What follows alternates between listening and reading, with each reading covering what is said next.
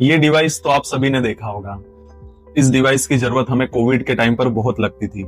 ये डिवाइस आप जब भी हॉस्पिटल में जाते हैं या डॉक्टर के पास जाते हैं तो आपने जरूर देखा होगा। डॉक्टर इस डिवाइस से पल्स और ऑक्सीजन लेवल चेक करते हैं। इसे हम पल्स ऑक्सीमीटर कहते हैं।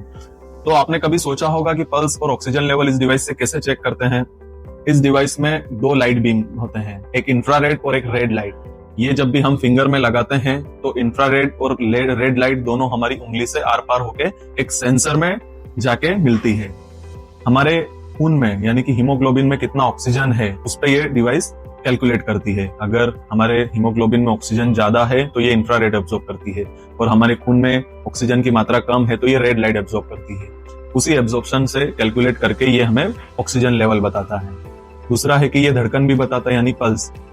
जब भी हमारी फिंगर में ब्लड जाता है और आता है, यानी कि हर बीट में कितना ब्लड जा रहा है और कितना वापस आ रहा है, उसी से ये एक वेव फॉर्म बनाती है, और वो वेव फॉर्म डिवाइस कैलकुलेट करके हमें 1 मिनट में कितनी पल्स हो रही है वो बताती है।